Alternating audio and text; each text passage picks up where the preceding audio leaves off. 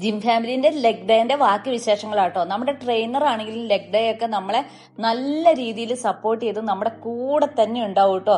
നമുക്ക് ചെസ്റ്റിനും ഷോൾഡറിനും ഒക്കെ നല്ല സ്ട്രോങ് ആയിട്ട്, നമ്മുടെ കാലിന് ഒരു സ്ട്രോങ്ങും ഇല്ലെന്ന് പറഞ്ഞു കഴിഞ്ഞിട്ടുണ്ടെങ്കിൽ പോയില്ല കാര്യം. അതുകൊണ്ട് ലെഗ് ഡേക്ക് ഭയങ്കര ഇമ്പോർട്ടന്റ് കൊടുത്തുകൊണ്ട് തന്നെയാട്ടോ കാര്യങ്ങൾ നീങ്ങുന്നത്. ഇതൊക്കെ ചെയ്യുന്ന സമയത്ത് കണ്ണീന്ന് പൊന്നീച്ച പറക്കാറുണ്ട് കേട്ടോ. സാണി കരഞ്ഞോണ്ടൊക്കെ ചെയ്തിട്ടുണ്ടായിരുന്നു. ഞാനും കുറെ പ്രാവശ്യം അയ്യോ പറ്റുന്നില്ലേ, നിർത്തണേ, രക്ഷിക്കണേ എന്നൊക്കെ കാറിയിട്ടുണ്ടായിരുന്നു കേട്ടോ. പക്ഷെ ആരും വിട്ടില്ലേ. കാരണം നേരത്തെ പറഞ്ഞ പോലെ തന്നെ നമുക്ക് ലെഗിന് സ്ട്രോങ് ആയിട്ടില്ല എങ്കിൽ നമ്മൾ ബാക്കി കാര്യങ്ങൾ ചെയ്യുന്നതിൽ ഒരർത്ഥവും ഇല്ല കേട്ടോ.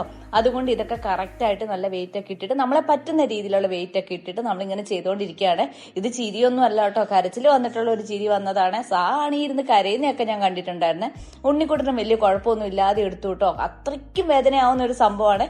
ലെഗ് ചെയ്തിട്ടുള്ള ആൾക്കാർക്ക് അത് അറിയാമല്ലോ, നമ്മൾ പറയേണ്ട ആവശ്യമില്ല. പക്ഷെ നല്ല റിസൾട്ട് കിട്ടുന്ന, നമ്മുടെ ബോഡിക്ക് നല്ല രീതിയിൽ എഫക്റ്റ് ആവുന്ന ഒരു വർക്കൗട്ടോ ഈ ലെഗ് എന്ന് പറയുന്നത്.